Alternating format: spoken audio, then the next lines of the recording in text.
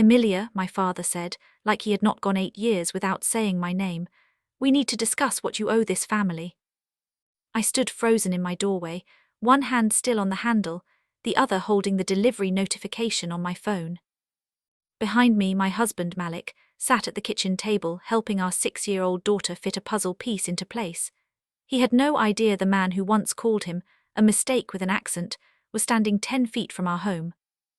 My father, Richard Carter, did not hug me. He did not apologize. He looked past my shoulder at the marble entryway, the framed photos, the quiet proof that I had survived without him. Then he lifted a leather folder. "I came prepared," he said. And for the first time since my wedding day, my father was not here to cut me off. He was here to collect. The last time I had seen him this close, I was wearing a white dress and trying not to cry in front of 200 guests. He had refused to walk me down the aisle because I was marrying Malik Ademi, a black immigrant from Nigeria who had built his life from nothing but work, patience, and a student visa that turned into a career. "He'll never fit into this family," my father had said in the bridal room, loud enough for my mother to hear and quiet enough that she could pretend she hadn't. Then he left. My mother left with him. My brother Grant left too. Aunts, uncles, cousins, one by one, they slipped out before the first dance like loving me had become socially inconvenient. After that there were no birthday calls, no Christmas invitations. When I miscarried at 24, my mother sent a blank sympathy card with no signature. When Malik opened his first tiny logistics office, a cousin told me Dad laughed and said, "Charity cases don't become providers." But now Malik's company had sold $39 million. My father pushed the folder into my hands. Inside was a typed list, $2.5 million for repayment of parental investment, a monthly allowance for him and my mother, a paid-off house for Grant, and a public statement saying Richard Carter had always supported my marriage. I almost laughed. Then I saw the final line. Emilia agrees not to pursue any past financial claims against Richard Carter or Carter Family Holdings. I looked up slowly. What past financial claims? For the first time, my father's face changed. I didn't let him inside. The second I saw that last sentence, I stepped onto the porch and pulled the door shut behind me, cutting off the warm sound of Malik and our daughter in the kitchen. My father noticed. His eyes flicked to the closed door, then back to me. "Still dramatic, I see."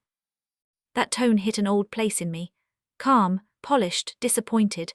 The voice he used when I got a B in math, when I chose art instead of business, when I told him Malik had proposed. I gripped the folder tighter. "You don't get to show up after 8 years and hand me a bill." "A bill?" He smiled like I had misunderstood basic math. "Emilia, I raised you, I educated you, I gave you the Carter name, and you threw it back at me for a man nobody could verify." "His name is Malik." My father's mouth tightened. I waited. He looked toward the street instead. That was when I realized something strange. Since he arrived, he had said my husband, your husband, that man, but not once had he said Malik's name. "Why won't you say his name?" I asked. He sighed like I was exhausting him. "Because this is not about him. It became about him the day you walked out of my wedding. I had concerns. You called him a mistake with an accent." His eyes sharpened. I was protecting my daughter from being used. I laughed once, but it came out thin. "Used? Dad, he loved me when I had nothing. You're the one standing on my porch with a payment plan." The words landed harder than I expected. For a second his face flushed. Then he recovered. "Your mother is sick from stress," he said. "Grant is drowning.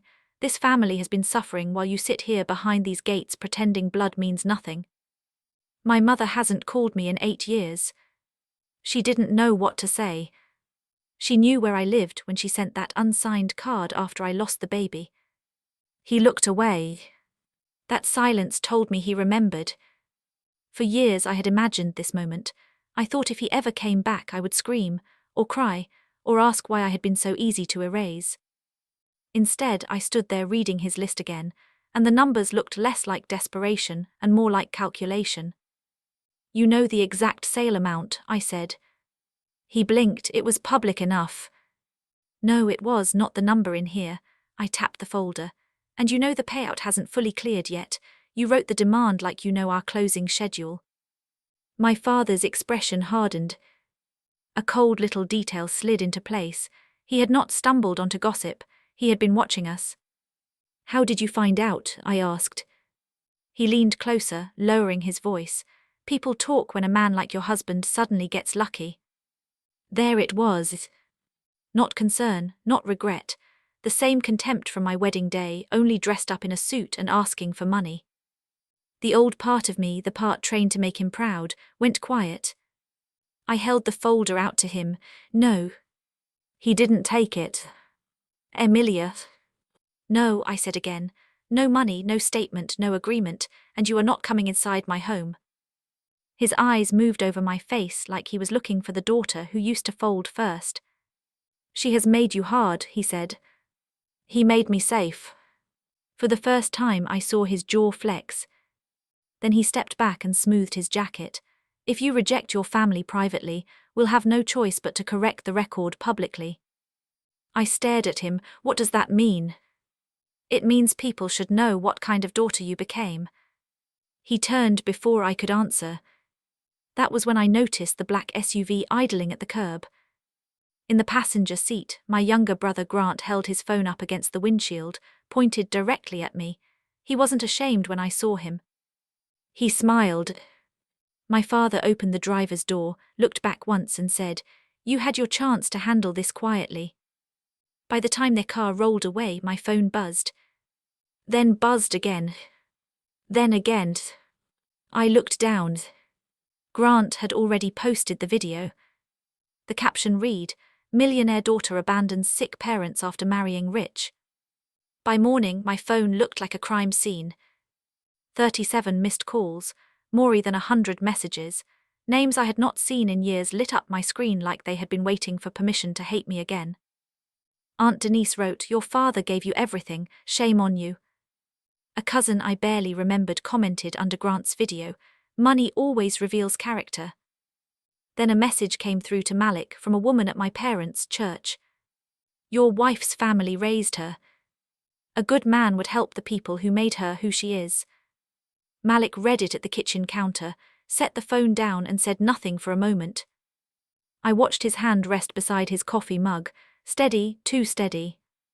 "They're not even asking me," I said. "They're asking you like I'm property that came with a debt." Malik looked at me. "They edited the video." I opened it again, even though I knew it would hurt. Grant had cut out the list, cut out my father's demand, cut out the part where I asked about past financial claims. The clip began with me standing on the porch saying, "No money, no statement, no agreement." Then my father's caption did the rest. "Millionaire daughter abandons sick parents after marrying rich." By noon the story had spread beyond relatives. Old family friends posted vague little prayers about children who forget their roots. Someone from the country club wrote, "Richard Carter is a good man. There must be another side." There was another side. They had just made sure no one saw it. Then my cousin Nora texted me. Nora was the only relative who had never fully disappeared.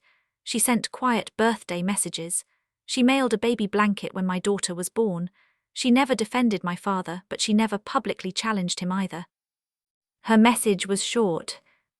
"Your dad is hosting lunch at the club, family meeting. He's showing everyone paperwork." Attached was a photo. My father stood at the head of a long dining table in the country club's private room. The same room where he used to host charity dinners and pretend generosity was the same thing as goodness. On the table were printed packets. I zoomed in. The first page looked familiar. It was the demand list, but the title had changed. Restoration terms. I felt something inside me go still. Malik came up behind me. "We should go." I turned to that. "Yes. They want a scene." "Then we don't give them one." He took his keys from the bowl. "We give them the truth." The room went quiet when we walked in. Forks paused halfway to mouths. My mother sat near the end of the table, pale and rigid, her eyes dropping the second she saw me. Grant leaned back in his chair like he had been expecting applause. My father stood slowly. Emilia, he said, performing surprise for the room, I wish you had called first. I wish you had called sometime in the last 8 years, I said. A few relatives shifted in their seats. My father smiled tightly. Everyone, this is exactly why I wanted us gathered. There has been pain, misunderstanding. I made one difficult decision years ago because I feared my daughter was being used for citizenship, for money, for access to a life she didn't understand she was giving away. Malik's face did not change. My father continued, clearly Malik has done well, and now I am trying to repair what was broken. Malik finally spoke. Why did healing begin after the sale? No one moved. Even Grant stopped smirking. My father's eyes flashed, but only for a second. Success changes responsibilities. No, Malik said calmly, it revealed your timing. Aunt Denise whispered, this is not the place. It became the place when he printed packets, I said. My father turned to the table. This is what I mean. She hears only accusation. She forgets that this family gave her everything. Even when she walked away from her grandmother's inheritance, I respected her choice. I froze. My what? Nora, seated 2 chairs away, went pale. My father looked at her too quickly, and that was how I knew she knew something. I need to speak with you, Nora whispered.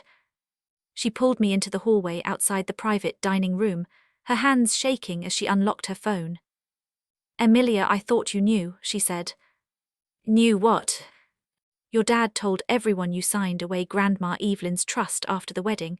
He said you wanted nothing connected to the Carters anymore. I never signed anything. Nora swallowed and opened a scanned file from the family office. There it was.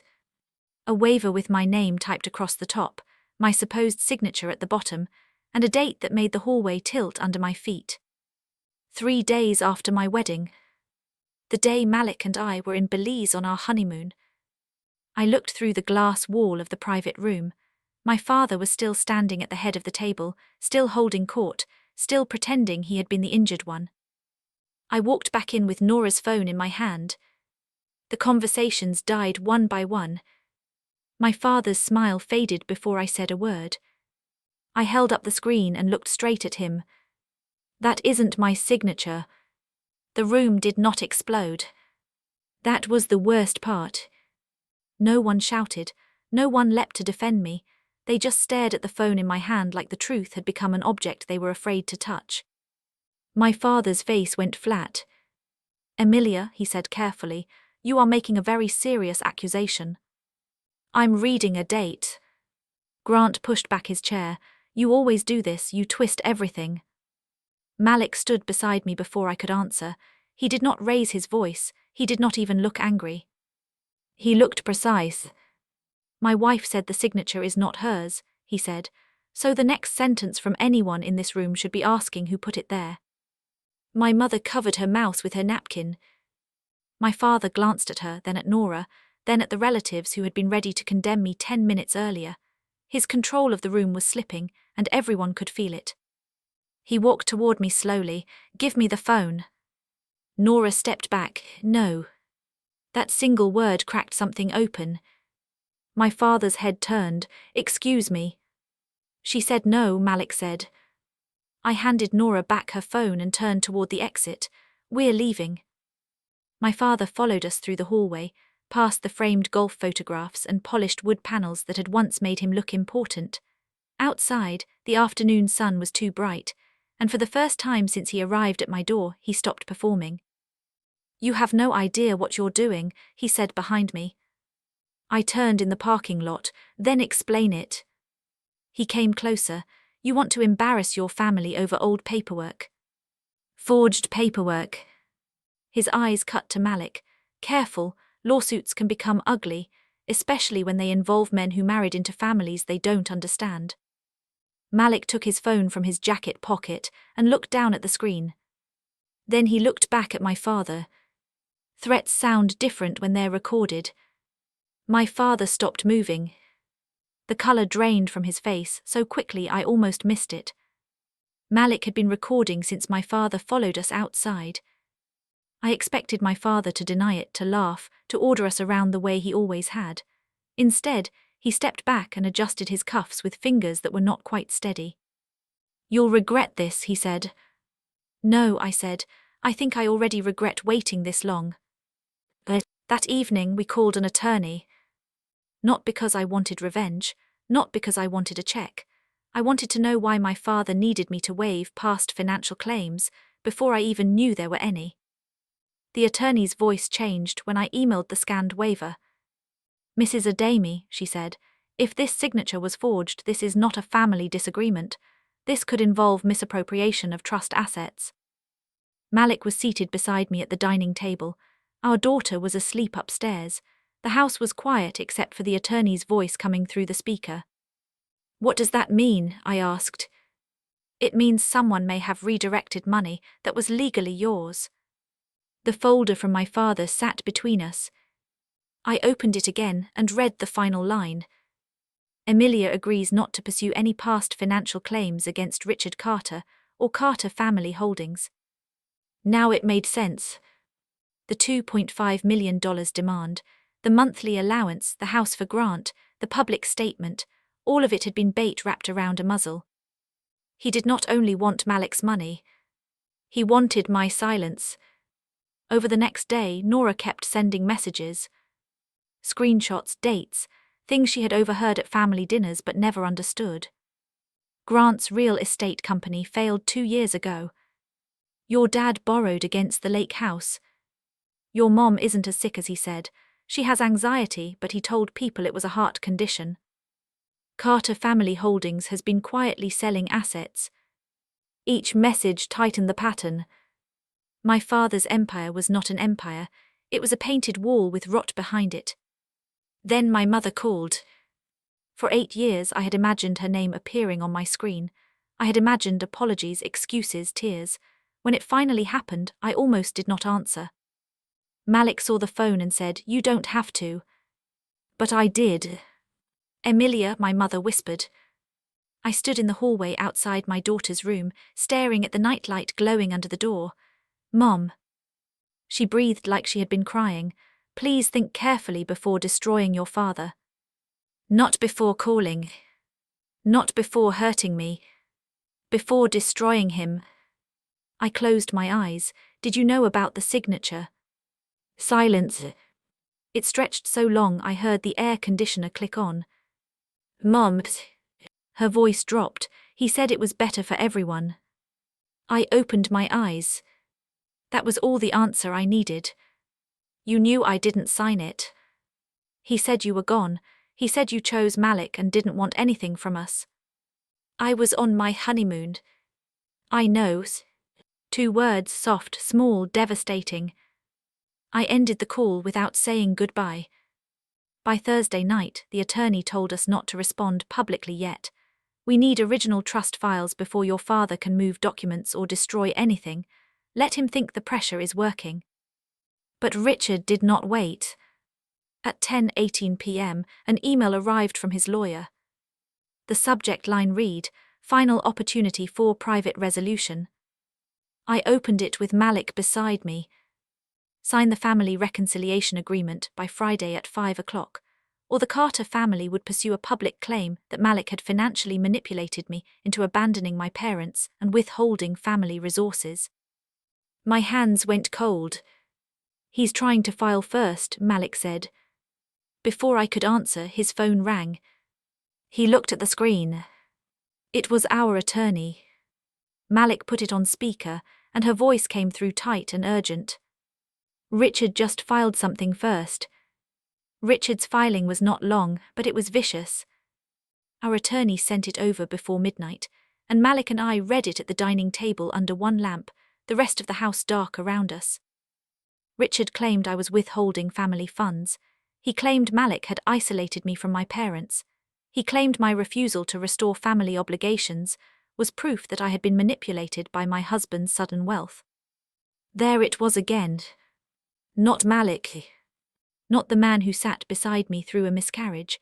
Not the father upstairs who had spent an hour cutting apple slices into stars for our daughter's lunchbox. My husband was reduced to an influence, a foreign threat, a convenient villain in my father's story. I stared at the page until the words blurred. He's still doing it, I said. Malik's hand covered mine. Then let him do it where he has to prove it. That was exactly what our attorney said the next morning. He filed first because he thought it would scare you, she explained. But now that he put these claims into a legal proceeding, we can demand records, trust documents, transfers, accounting, internal communications. My father had tried to build a trap. Instead, he had opened a door. Within weeks, the documents started coming in. At first, they looked ordinary. Bank statements, trust summaries, family office emails, corporate transfers from Carter Family Holdings. I expected to be confused by all of it, but one thing became clear almost immediately. My grandmother Evelyn had not forgotten me. She had protected me. Her trust named me directly, not my father, not my mother, me. There was a letter attached to the original estate documents, written in my grandmother's careful handwriting before she died. Emilia has a tender heart and a father who mistakes control for protection. This portion is to remain hers, regardless of marital status, family conflict, or pressure from Richard. I read that sentence 3 times. Then I folded over the page and pressed my fingers against my mouth. For 8 years, I had believed my entire family chose to erase me. But my grandmother had seen me. She had known exactly what my father was. And after my wedding, he had taken what she left behind. The accounting showed the pattern. 3 days after Malik and I got married, the forged waiver appeared in the family office system. Within the month, money from my trust began moving into Carter Family Holdings. From there, it went to loan payments, property liens, grants failed real estate company, and investments my father had been trying to keep alive long after they had started collapsing. The truth was uglier than greed. Richard had not come back because he loved me. He had not come back because he wanted peace. He had come back because Malik's company sold for $39 million, and suddenly I had enough security, enough counsel, and enough public standing to ask questions he could no longer bury. The reconciliation agreement was never about family. It was a lock. If I signed it, I would waive claims against him. I would publicly validate his version of events. I would let him turn theft into a misunderstanding and racism into concern. And the 8-year silence finally made sense. He had kept me away so no one would ask why my grandmother's money disappeared. He told relatives I rejected the family so they would not wonder why I was not at holidays. He painted Malik as a manipulator so that, if I ever pushed back, people would already know who to blame. The final meeting happened in a conference room downtown. Not my father's house. Not the country club. Not anywhere he could stand at the head of a table and pretend the room belonged to him.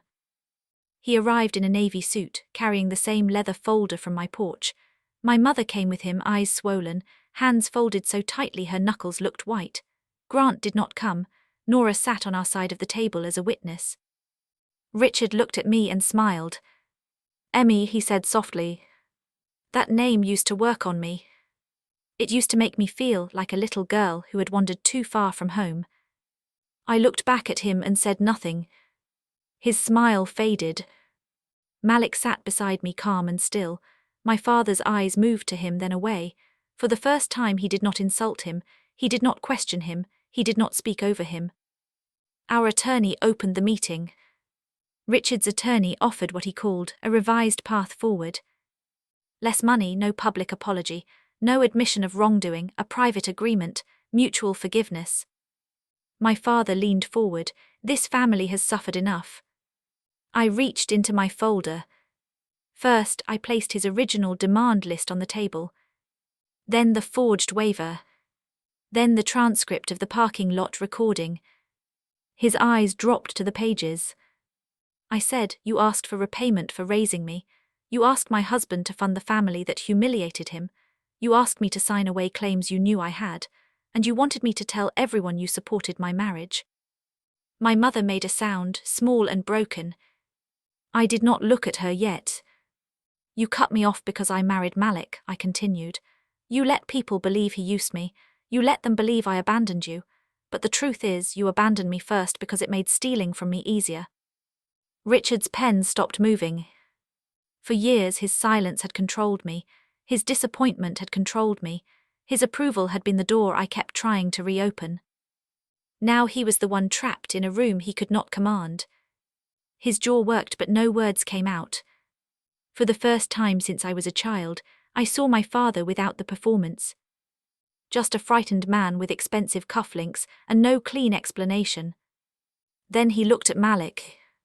Not like an outsider. Not like a mistake. Like someone he had failed to intimidate. Our attorney slid the settlement terms across the table. Full accounting, return of misappropriated trust assets through legal channels, retraction of public claims, preservation of all family office records, no contact except through attorneys. Richard's face tightened. You would do this to your own father. I answered before the old guilt could rise. You did this to your own daughter. The fallout did not happen all at once. It came in pieces. Nora told the family first, not with gossip but with documents, the forged waiver, the trust letter, the transfers, the demand list Richard had tried to rename restoration terms. Aunt Denise, who had called me shameful, deleted her comments and sent a message that said, I didn't know. I did not answer. Grant deleted the video, but people had already saved it.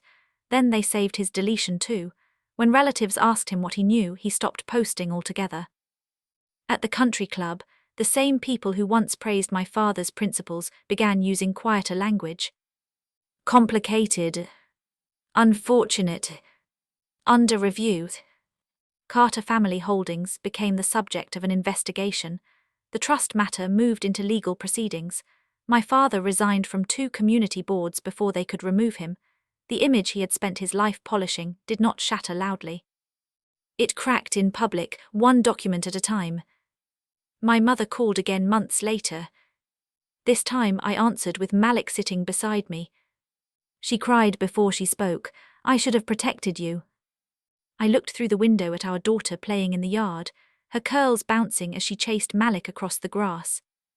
Yes, I said, you should have. She asked if we could start over. I did not say yes. I did not say never. I told her any relationship would be slow, limited, and honest.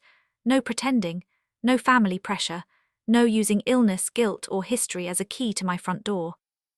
She accepted it because she had no other choice.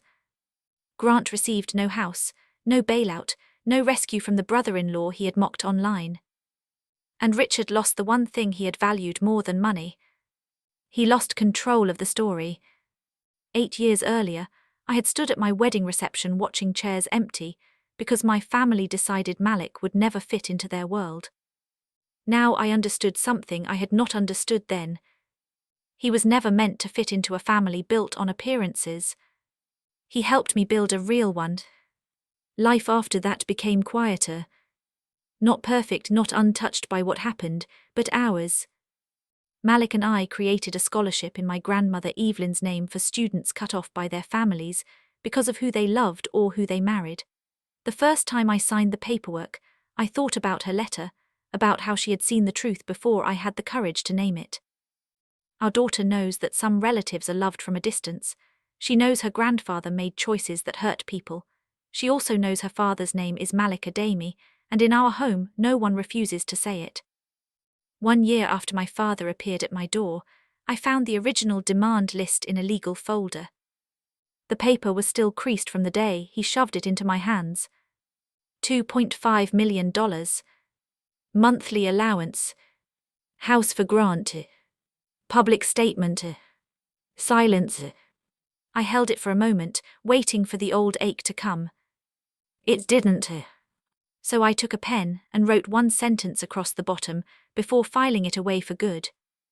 You cut me off when I had nothing to offer you, and that is exactly why you get nothing now.